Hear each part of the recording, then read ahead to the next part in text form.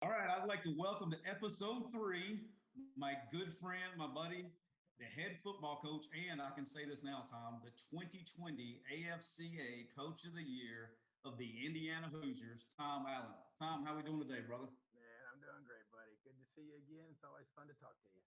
I know we have a lot of fun.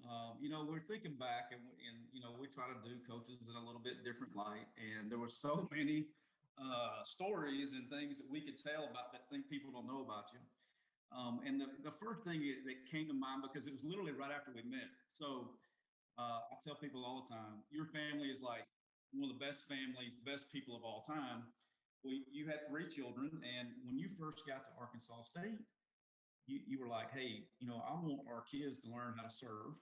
And so we want to keep, if you get a chance, we'd love to babysit your kids. And I'm like, look, Tom, a handful, but so anyway, we had Jackson, our son. My wife reminded me this weekend that Jackson had a prom, a preschool prom that we had to take him to, and we kept we went on and you kept Brock, our middle son, which he was our youngest son at the time. And we left and came back. And then that's when the problem started, Tom. When I pulled into your driveway, I did not realize I ran all over and crushed Thomas's body. You did. When I go to the front door and you had a look on your face, and won't you tell everybody what happened once I got to the front door? Well, so you were distraught because you had just ran over Thomas's bike and destroyed it, and but we had not told you yet that while your son was with us, we thought he broke his arm, and he obviously had broke his arm. So we were like thinking, oh my gosh, we're babysitting their son, and we don't know him all that well, and he stinking broke his arm while he's with playing with Thomas, So, but what a night! And then when you ran over Thomas's bike, it punctured your tire. It did.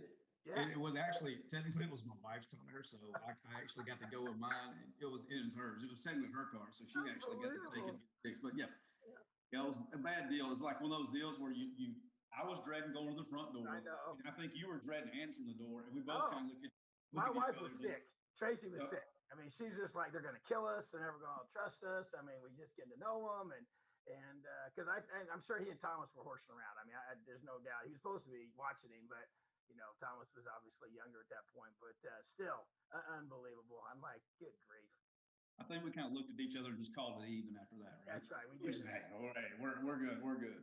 No, but it's it was that was after we first met. But then you and I had a really good close bonding experience in the fall. Take you back to the fall. I don't know if you remember this. You were recruiting Dallas at the time, and that's back when we did the storms, right? We would all go together and we would do this. So Breeze thought it'd be a good idea for us to go the day before. Well, I still haven't figured this out, so we got to get with Mo and figure out the scheduling here. But we were actually playing North Texas in Jonesboro. But we thought it would be important for us to go to Dallas to recruit on Friday before the game, right? So you and I are like, we're sticklers for time, right? So you and I got in the shower, and we go to the Jonesboro airport, and they're going to fly us down, which is unusual, at that time. We really didn't have a plane. We were borrowing a booster's plane. That's right. And and we'll talk about this in a little bit, but as tough of a guy as you are, you do not like small planes. Well, no, because I mean, you hear the stories, and there's enough of them out there to where it just makes you nervous, man. Because what if one of the engines goes out? And these have propellers now. We're not talking about these elite jets that you don't have many worries about. I mean, there were some concerns, and obviously, I think I know where you're going with this. There were some really big concerns that we. You remember how they were trying to sell it to us like, hey, we got you on this thing called King Air. Yeah, and we're that like, sounds great. That sounds awesome. great. And you and I would get there, and I know this is a shocker, but we were waiting on Grant, to get to the plane, right? Yeah. Grant Hurd, your receivers coach. No question. So we were waiting on him. So you and I get in there, and as we're sitting there, I look over to my right outside the window, and I tap you, and I said, Tom, this isn't very good. And you said, what? And you looked out the window. They brought basically a car battery to try to jumpstart the plane to get us off the ground. I know. I have never, and you looked at me and you were like, this is not good. Well, I'm just thinking, if they got to use jumper cables to start this plane, I mean, that's not a good sign. So, but this is where it gets even crazier. So I was smart enough to know my wife was already nervous about us flying in these smaller planes, right? So what do you think Grant did? Okay. He texted his wife. Okay. He told her that they were jumping the plane. Okay. So as soon as we land, I get these panicking phone calls and text messages from my wife. And I'm like, I was never going to tell her, at least No, not till way after the fact. yeah. After you're home. It's after you're home. Everybody's good, no issues. And he texted his wife and told her, well, she freaked out. So she texted my wife and she freaked out. And so, but yeah, I mean, I was nervous up at the time. That's not a very good feeling when you see him rolling out the jumper cables to get the plane. They were out there ripping on the propeller trying to get it jump started, and I was going like, and then on the same flight now, so you and I were sitting there and we have a view to the cockpit. The cockpits are open. Yeah. The guy he has a flashlight, like a little pin flashlight. Look, we know how to coach football, we know how to recruit, and then our skills kind of start diminishing after that, right? So let's see him. He's got this pin flashlight, and like every 45 seconds, he's like, he's thumping this thing in the ceiling. And I'm like, what is this guy doing?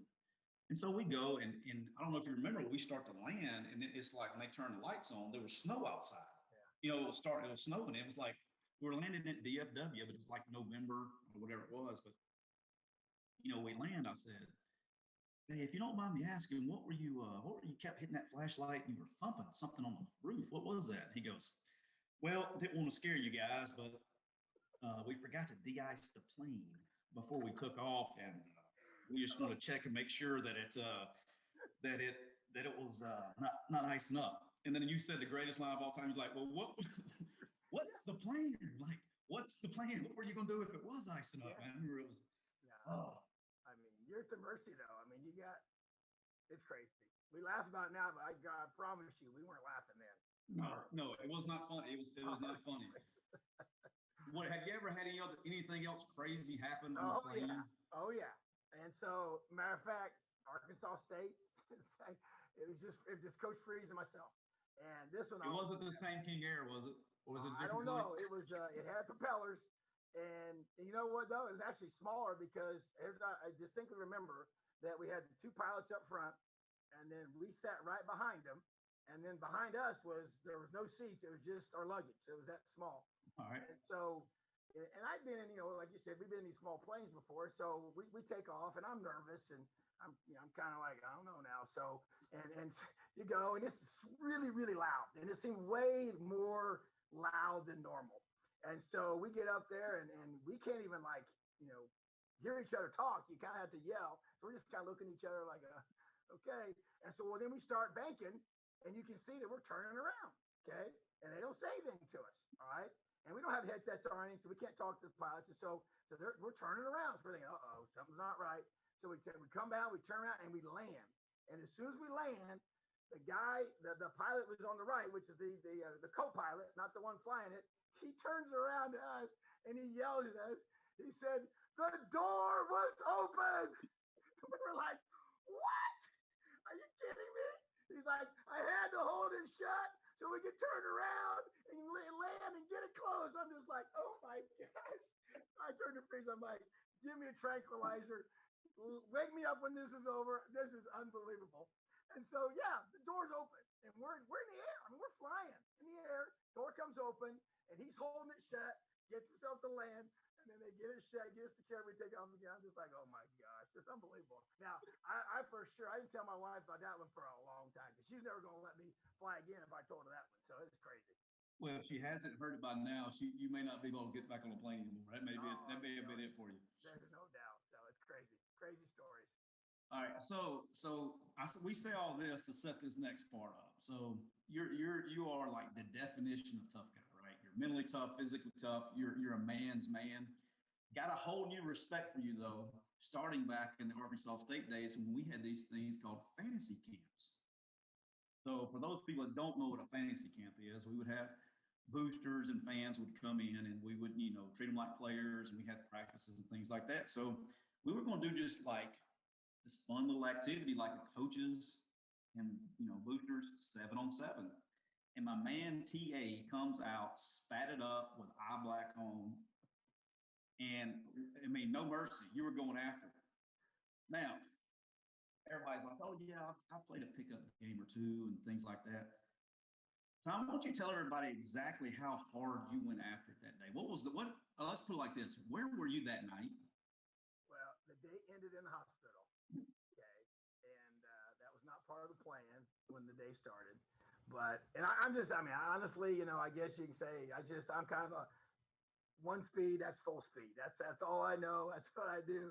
Like, I don't play pickup basketball very well. We're going to be, I mean, it's going to be diving for loose balls. And I mean, it's just what I do. So I literally, so I'm relatively young, you know, I'm much younger than I am now. So you're right. I had the eye black on, I had the spat in my cleats, and I had the tight little wristbands on my forearm here and on my bicep. You did. Jersey was all tight and everything. And I was still lifting weights and I still do today, but then I was really into it, you know, and running all the time. And I thought I was in great shape, but you know what? I hadn't lived in that part of the country very long. And humidity, baby. Yeah, I obviously wasn't used to the humidity and stuff. So I'm playing my tail off. And even so, Dave Womack, I mean, he's like, he could tell my eye something wasn't right, that he knew I was struggling.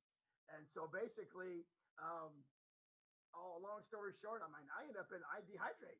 And so I start feeling like just super sick to my stomach and about to pass out and have to go to the side and end up having to I couldn't get my breath, you know?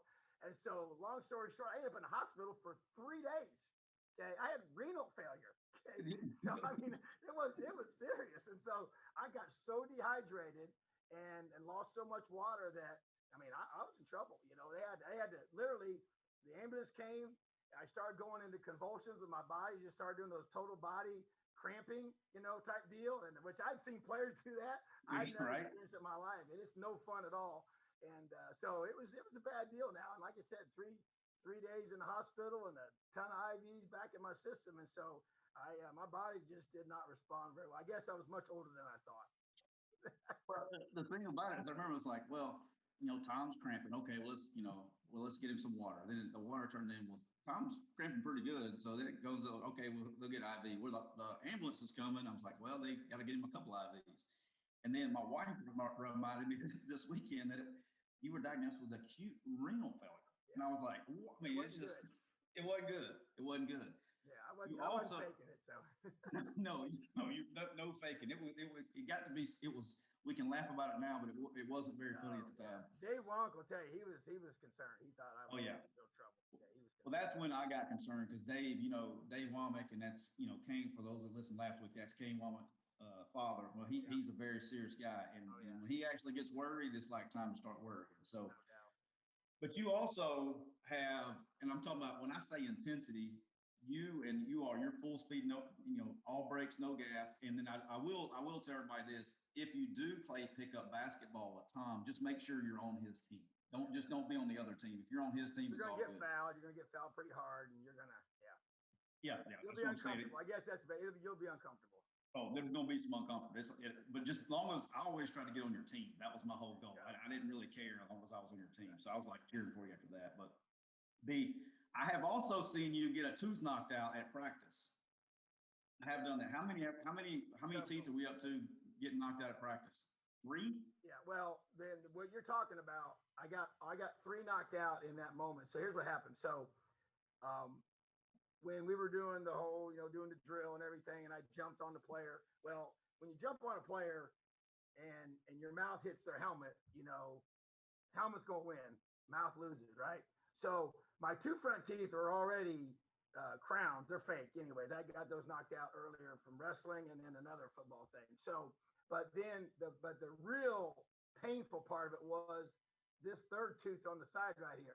So the front 2 teeth, you know, were porcelain. Right. So they just exploded. They were done. Well, the 3rd one broke off 3/4 of the way up, right? That was a real tooth.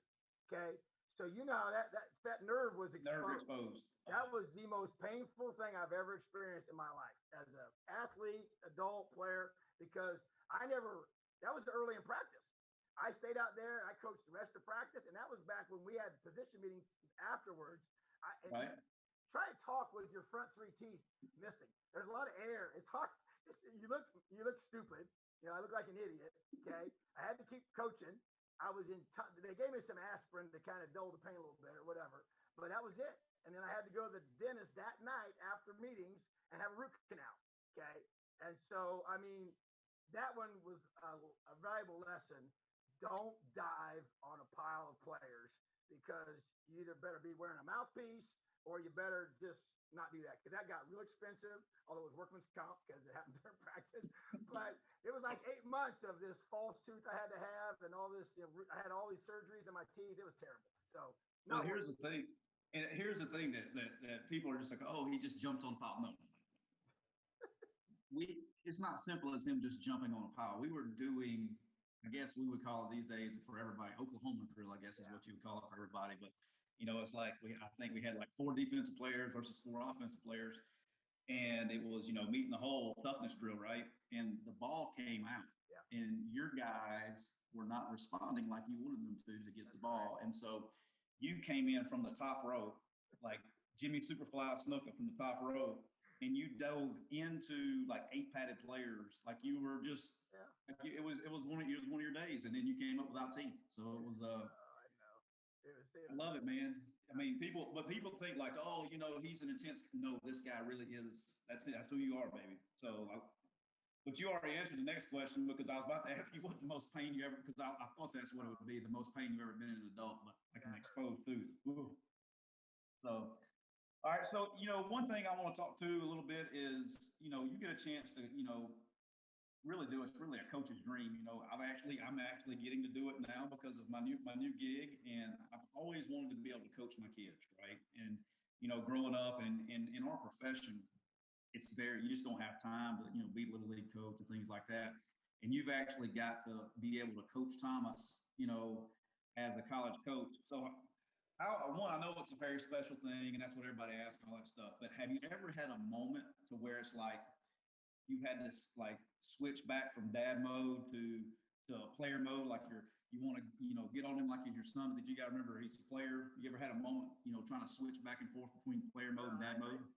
That's the hardest part, because it's hard to just treat him like everybody else, and what I found, especially when he first got here, is that you just find your eyes just going to him, and watching him during the drills and watching him doing things. And so, but I will say this, my wife was really skeptical of this being a good idea in the beginning, because she just thought I would be way too hard on him, and it's true. And I played for my dad, and I think that was fair to say that's how he was. And I think that's what you do, because you don't want anybody to ever think that, a kid's getting some kind of special treatment because he's got your same name and he's your son. So, but I just feel like that's where you got to just to say, hey, just like everybody else.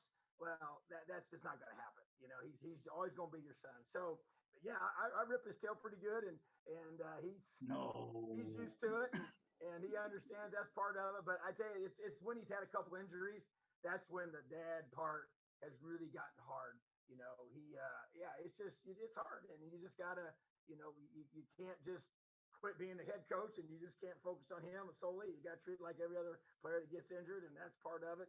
But that's really when, you got to just, there's times when he needs you to be his dad as well. Right. And in that moment you got to, so, but from a football side of it, I think the biggest lesson you learn in all of it is don't take the stuff home. Like we had to have a situation where, because it is, moms are moms. And even though he was living in the dorm when he first got here, and, telling something to mom about what happened to practice, it's like, okay, time out, family meeting. We're not going to, that is not going to happen, And if you do feel like you need to talk to your mom, which is fine, okay, don't tell me, okay? It's not a 3-way conversation, okay? That will not end well, So, but those are kind of things you got to work through. But I tell you what a blessing. What an unbelievable experience to have together. I mean, we'll never get these years back, and memories for a lifetime. And we've been blessed to have some great wins already here. And he's been here for every one of those wins. And we've had so many post-game embraces after those, and locker room embraces with all of us, even my wife and I and Thomas. And it's just been some unbelievable things. And so, yeah, it's not easy. And he'd be the first one to tell you, it's probably, one of the more difficult things he's ever had to do is to be a coach's kid in that locker room, and have to know that they got to be able to treat you just like you're another guy, but yet you got, you got direct access to the guy in charge. And so that dynamic is tough in the locker room. You just got to earn that respect. And he's done that. But yeah, it's an unbelievable experience. We're really, really blessed. And it's been pretty awesome. Yeah, man, that's that's what the only thing I thought about it, because how it is. It's just hard. You don't ever get to do it, and now I'm able to coach Brock, and we had to have that conversation in the car a couple of weeks ago that I may or may not have gone a little crazy at practice, and I said, hey, just remember, before you go talk to your mother, snitches get stitches where I come from. So just make sure you know that before you go in. But now the one thing that we talked about, when you're coaching and things like that. So we actually had a question come in, and I think it's perfect fit for you, right? And I was waiting really till you got on before, because I knew you were coming on, so I wanted to wait this, because you actually spent 15 years coaching high school football before you made the jump to college. Correct. And so we actually had a high school coach on direct message ask this question. I think there's no one else that can answer this question any better than you can. So he wanted to know, what is the best way for a high school coach to network with the IAWP? And for those people that don't know, that's individuals associated with a prospect, rule in the NCAA, and the camp restrictions for high school coaches. What do you think the best way for those guys to network is? Well, it has made it more challenging, to be quite honest. When I made the jump to college, that rule was not in effect. So I didn't work the camps when I was a high school coach, but I did when I was a small college coach. I was at Wabash and Lambeth, and I was working, Ball State's camp and worked Missouri's camps and any other, school. I tell you what you do though, and this is what I feel like was, I went to those campuses. I went to Indiana, I went to Purdue, I went when I was coaching high school ball in Florida, I went to Florida and Florida State, and I met with their coaches, and I would watch practice and talk about springtime. And I would sit in there and pick their brain and ask them. And it's funny, some would let you sit in position meetings and some wouldn't. It all depend on the head coach's policy, but most of them do, and gave me a chance. So it was a chance to get around them. I think it's like, I think people, you hire those who you know and you trust. Okay. And so you have to find ways to be around those coaches. And I loved going there and sitting in and listening in on stuff. And that's how number one, you learn, but also you get a chance to know these guys, because they come and they recruit your school, and you get a chance to meet them in that setting, and that's good. So I think that's the best way to really network, because it's about getting to know people. And I do feel like that the whole camp thing, now we're still able to, based on, if they come for a one-day camp or whatever, and I think you bring your kids to, like we have team camp and 7-on-7s, and just having, and the way we structure our team camp, that's where we can see, because the coaches need to see you coach. And so that to me is where in those team camp settings, you take your team there, you're around those coaches, they get to watch you coach. And so I'm watching coaches coach all the time. So I just think that to me is, and I know Mike DeBoer was a big mentor for me. So he was the offensive coordinator at Michigan when I was a high school coach, and I'd go up there and visit. So just to be able to be around coaches and spend time with them is very critical. It's a two-way street. Them get to know you, you get to know them, and I think it allows you to have an opportunity to be able to spend time with them. 200%. I don't think that's about as good as answer as you can get. I think it's just really tough. The other thing is, I would say on top of that too, I think, I wouldn't, wait for the coaches to come to your school when you're recruiting kids to go out and make the effort on the other, on the front end, like you're saying. I think that's important. It is. I think a lot of coaches that are, they're wanting to stay maybe in their state or whatever, and that's what the IAWP rule really constricts them. But if you can get outside of your area, to meet other guys, I think that's great. All right, so this is another thing that you and we've actually talked about this before off the air, but one thing that, and I've shared it a bunch, but what do you think is one thing that you learned, coaching high school ball for 15 years? What do you think one thing that you learned that's really carried over into the college game? Oh boy, I tell you what, it has to be, man, keep it simple, and do a great job of adapting to your players. You don't really have a choice in high school, so what it's schematic, how you teach things. It doesn't matter what I know, it's what can your players execute, and keeping it simple so they can play fast, play physical, play with a lot of confidence, I always talk about, man, you play the faster 40 time when you know what you're doing and you're simplistic enough and you're scheming. So I think that I learned to teach things in threes in high school because that allowed you to be multiple yet simple. You start getting 4 and 5 and 6. I mean, it gets to too much. But if it's just 1 or 2, it's almost maybe too simple.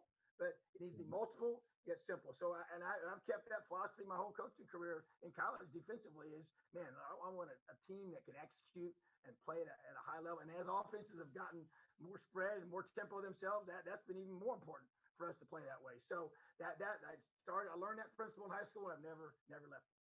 Yeah, I mean, I always tell, because you have young coaches that it's just, scheme, scheme, scheme, scheme, scheme, scheme, scheme. I'm like, guys, it doesn't matter what you know. It's those guys out there playing. Do they know what you know? I mean, if you can teach and get them to learn it and play fast, and that's the best, to me, the best coach is the one that can get them to execute what's in your brain. So yeah, and along that same line, I think what you do when you do that schematically, and that once again, this is things I learned in high school and I applied them to college.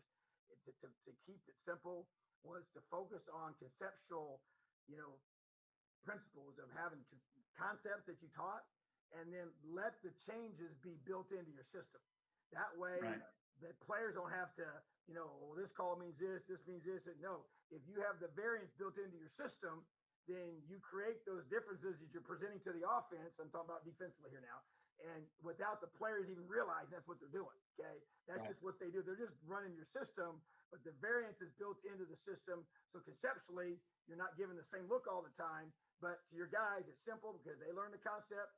They don't realize all that stuff. They're just playing football and playing fast. So I think that all fits together. Yep. All right. So we've had enough serious talk. I know you've already set the home visit record for most serious talk in a podcast. So congratulations on that. All right, so here we go. The best food you've ever been served on a home visit. Okay, so I've got some crazy stories about the food piece at home visits because you gotta understand, when you go all across the country, I'm a meat and potatoes Midwest guy. I don't like spicy food. I mean, spicy food doesn't like me. I don't like it. It's not a mesh. And so our staff here has got to figure so they'll give the families a heads up. So I'm like, guys, just order pizza. Okay, just give me some pizza. If you want to have a meal that I'm going to enjoy, because everybody cooks their food their own way, right? Everybody's got their own styles. Well, if you order Papa John's pizza in Louisiana, it's going to taste the same way in Indiana, in Florida, in Georgia, in Virginia, in California, wherever. So I tell you what, we had a home visit a year ago, and my cart set this whole thing up, and he nailed it. Okay, they had sausage pizza from Papa John's, okay, with Mountain Dew, which I was already like, cha-ching, this is awesome, okay. Then for dessert, they had M&Ms, okay, that I love, all right, with chocolate cake and vanilla icing, my favorite cake, and ice cream, which was mint chocolate chip. I mean, they hit every single one of my go-tos, and I ate like a king. And I know that's a simple meal, but my wife knows, everybody knows me. I'm a simple guy. I don't like multiple things. I like a few things, and I like to eat. That's why I run. That's why I train. And so that was the best home visit meal ever because they nailed it all. So I was like, man. And so then afterwards, Mike said, hey, I gave him a heads up, told him exactly what to order. I said, we need to do that every single time. You know what I had yesterday afternoon? You're going to be fired up. I got a double scoop waffle cone, Baskin Robbins, mint chocolate chip in Memphis last night. Hey, because we don't have a Baskin Robbins in Oxford. So, which we got to get one because I'm a huge Baskin Robbins guy, right? So, mint chocolate chip, Baskin Robbins, it doesn't get any better than that. All right. Well, speaking of home visits, what's like the craziest thing? Like everything, you go to home visits, not just to eating. What's like the craziest thing that's ever happened? Like when you went to a home visit?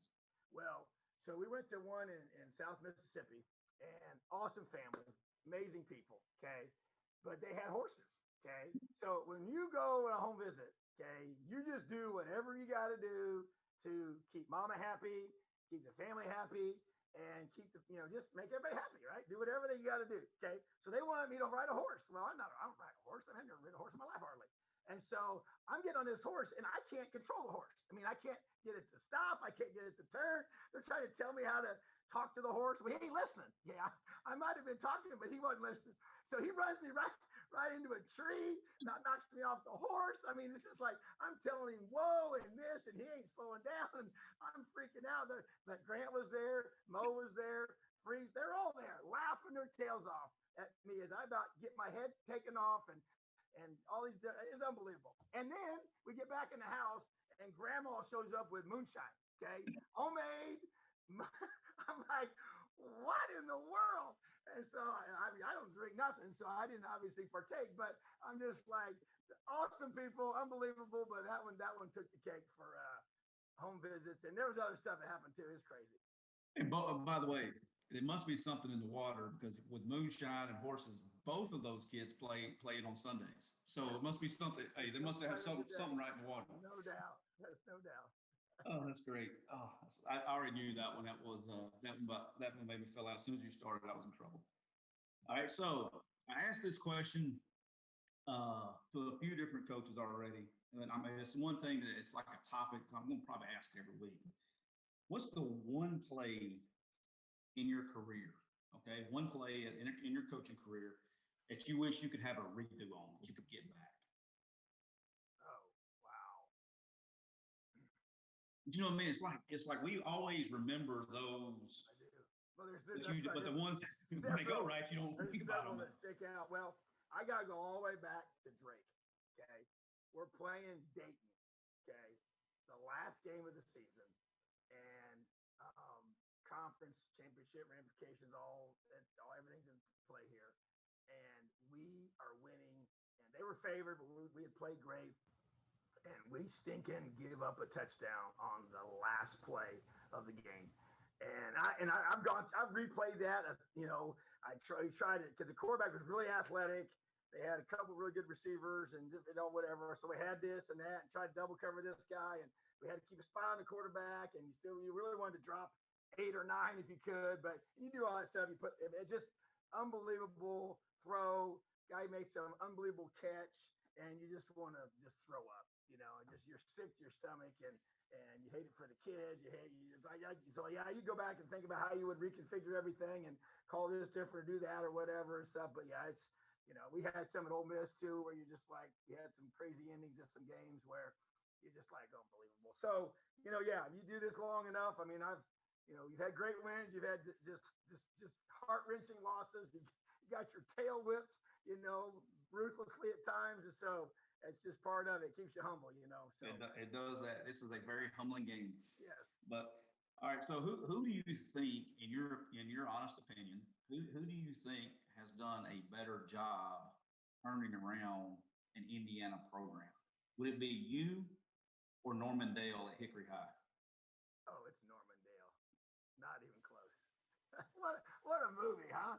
That may be that one and Rudy. Those are my 2 favorite sports movies of all time. But if you're gonna coach here, you gotta watch Hoosiers, baby. You gotta know it inside and out.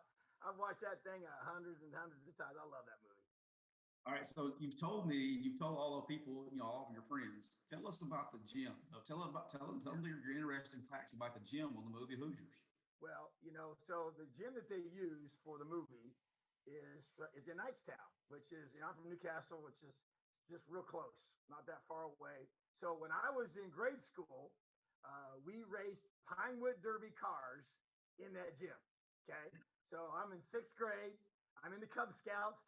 I'm wearing all this stuff. They got the blue shirt and all the little tie and all the little decorations for it. And so my dad and I, it was a father-son thing that you did together. And so we had to make these Pinewood Derby cars, and they had all these specifications. You got a kit, and you whittle the car out. You make the car, you paint it, and all this kind of stuff. Well, and we kind of came with our own little design. It wasn't the typical one, and we did really well. So we won the one at the local level, and then we got to go to the regional level, whatever. And so it was in that gym. So yeah, Coach Allen has raced Pinewood Derby cars in that very gym that they filmed Hoosiers in. How about that? That's pretty cool, huh? You and my man Jimmy Chipwood.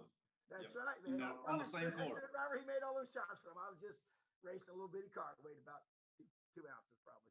It drives me crazy when I I had to go back and my kids are 13 and 14. I'm like, hey, we're gonna watch. When the pandemic hit, we're you watching movies. We're watching Hoosiers. It's like, what? it drives me crazy. If you haven't watched Hoosiers, it's un-American. I mean, it's like It's American. There's no doubt. it's unbelievable. Awesome. All right, so which one is worse? All right, what do you think's worse? Florida summers? Because you spend a lot of time of your life has been in Florida or Indiana, right? Yeah, that's right. So which one is worse? Florida summers or Indiana winters? Florida summers. There's no doubt. I mean, and I'm one of those. I hate to be hot.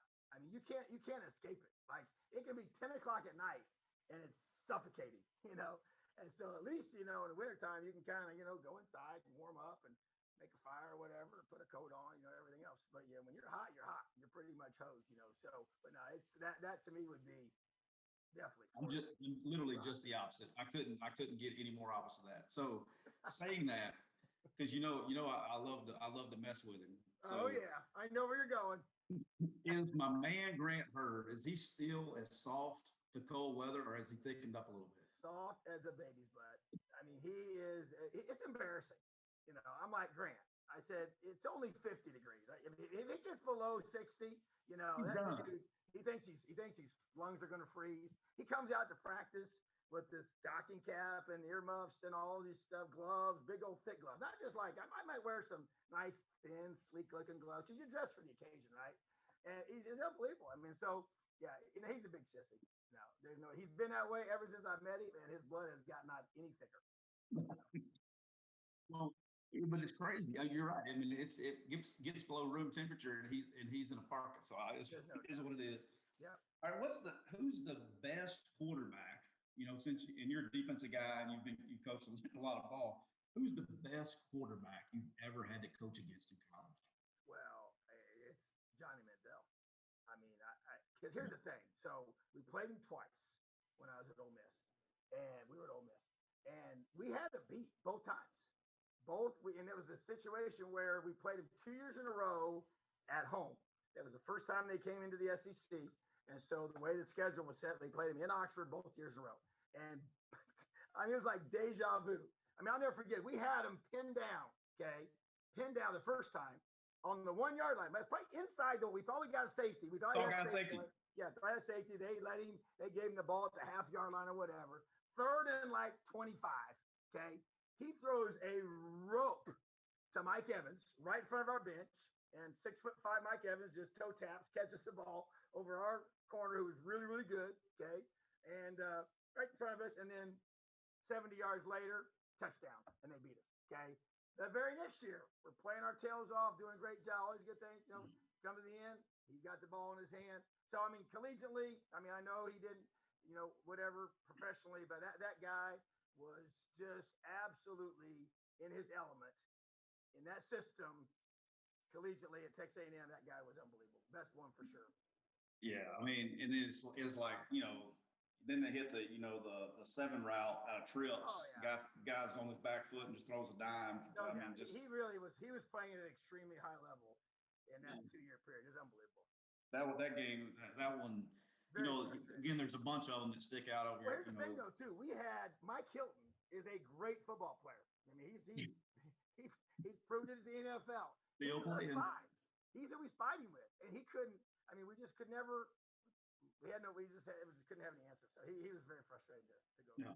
And then we went for it like 2 drives in a row on 4th and an inch and didn't get it and could defend the game out. Like that whole game, just there was 10 plays in the 4th quarter. Just one would have gone the other way. The game would have been different. It just that one's. I mean, that's what 9 years ago, 8 years ago, whatever it is, and it still just stings me to this day. So it does. All right, so we're not going to say your age. I was going to say your age, but we're not going to say your age because you're still a young buck, and I'm getting up there, so I'm catching you too. So, hey, you know, when you have to hang up the whistle, okay, it comes time to hang up the whistle. And Tracy and y'all go to live somewhere. Here's the trick: you can't live in Florida, and you can't live in Indiana. If you be any other place, and it's time to hang up the whistle, where you moving to? Oh gosh, when we retire, you know, I love when I think about even whether it's here or even in Florida, the 2 places we've lived, as you mentioned, mostly. So 70 degrees, no humidity.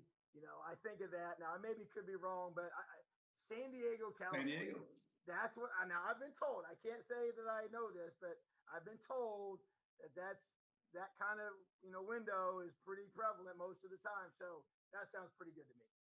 I was told that, and I've been to California very few times, if you can't tell by my accent. Yeah. But I have been to San Diego a couple of times and in different parts of the year, and it's true. When you get off, I mean, you're somewhere in the 70s, no humidity, it feels great. It's a beautiful thing. There So you go. I'm with you on that one.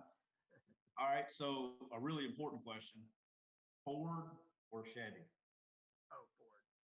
Your dealer car must be a Ford dealer car then. It has been most of my time, but yeah, my uncle, he worked for Ford, and yeah, my son, I got Thomas a Ford truck for getting the scholarship to Indiana. That was our gift to him. So yeah, we're Ford folks. Big Chevy guy here. Just got to go on the record and Uh-oh. let you know, big Chevy guy. But hey, we'll forgive you this one Okay. this one thing. All right, the last meal. What's the last meal you cooked for your family? The last meal? The last time you cooked for your Okay, family, what did you if you cook? ask our kids that question, they'll be like, never. There was no last meal. There was no first meal. Dad doesn't cook, So then I will say this though. When I did try once, because I get grief all the time. I somehow the mom left instructions for me, so Trace left instructions about doing some mac and cheese, and the fire alarm ends up going off eventually. So I don't cook, So I do toast, I'm pretty good at toast. I can make cereal pretty effectively, But that's just, if you're looking for that, you're talking to the wrong guy. So I coach football, and that's just what I do. Hey, I want you to think that last week Kane's in here telling me about things I've never even heard of before that he cooks. And No, then wait a minute. Don't even get me started with Kate. Okay, he eats. He's like food. I mean, he wears Lululemons. I mean, he wears Lululemons and fa. I mean, he brings out stuff. I'm like, what is that? I mean, just give me a hamburger, give me a steak, give me some pizza. So yeah, don't even talk to me about Kane.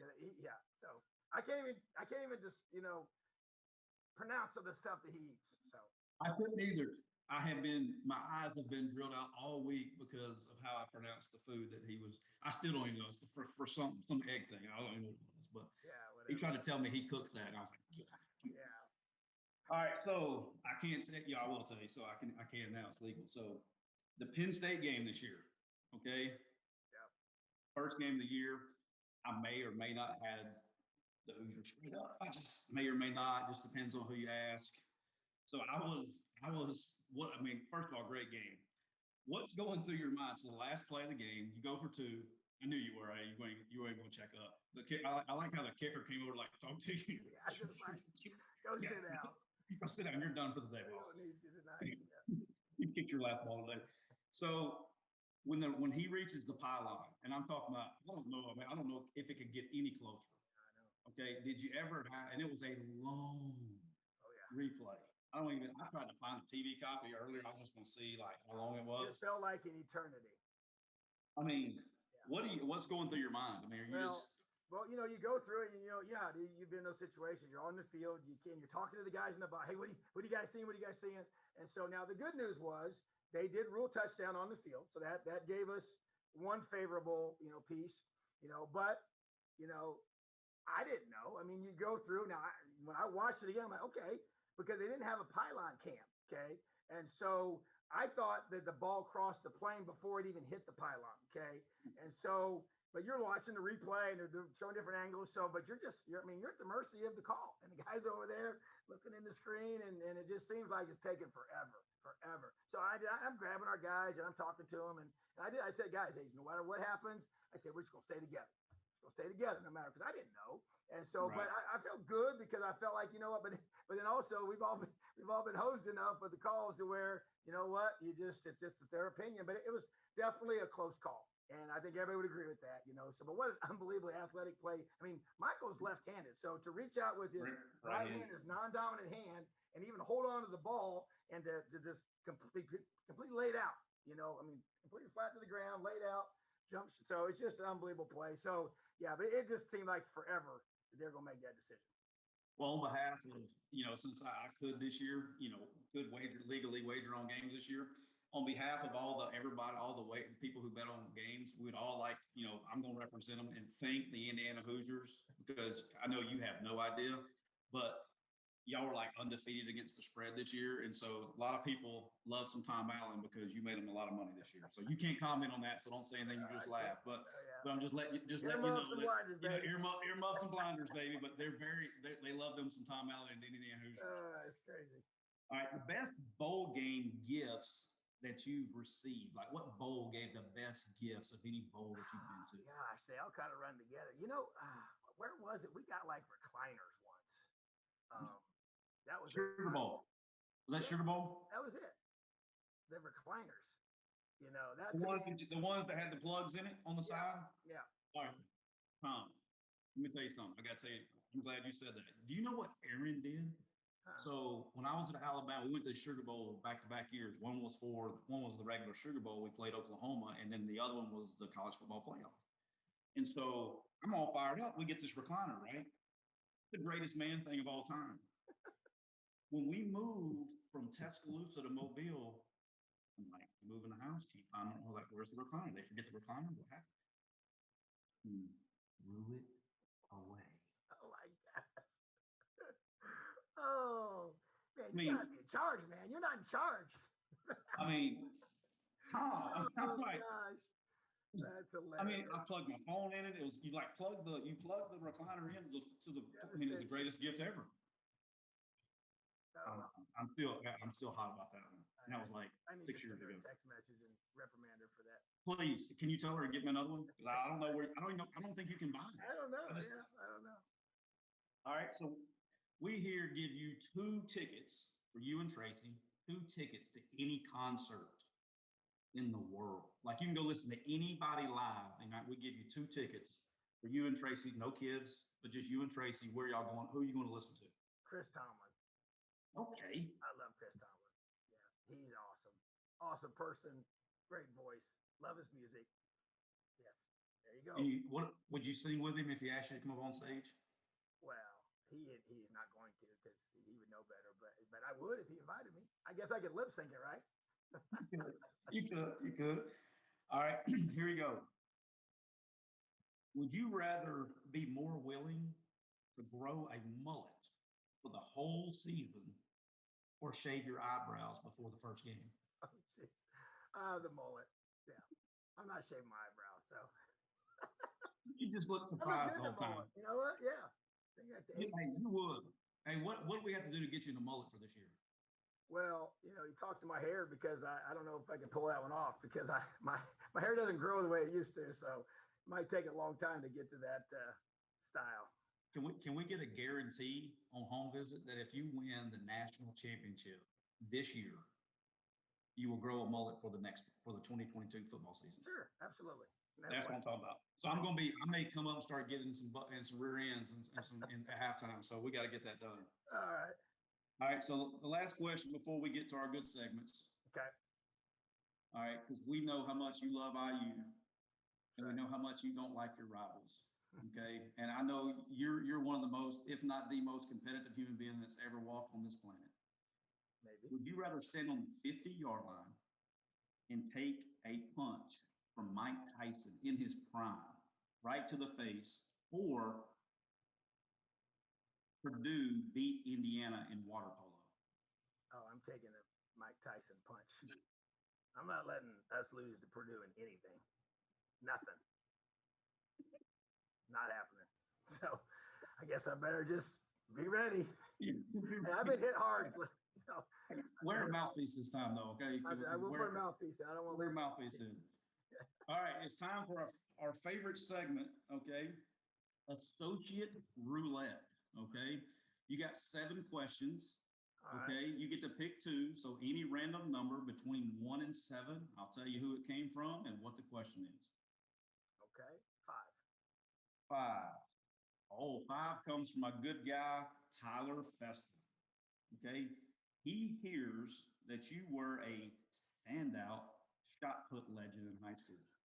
I wouldn't say that. Okay. What was your PR and what technique did you use, the spin or the kick? Okay. Well, we called it the glide, but that'd be the kick. Okay. Right. Yeah. 53-3 was my best throw. Ooh. That's pretty stout. I only weighed 200 pounds in high school too now, so I was probably the smaller ones that Yeah. But my dad was my coach. He coached my football coach, but he was my shot put and distance coach as well. So he threw him. Yeah, I'm a little impressed. I did not know that. Yeah. So Explosive power. yeah. I like it, TA. I should have known. I've seen you bounce around a little bit. I should have known you had a little juice in Yeah, the explosive category.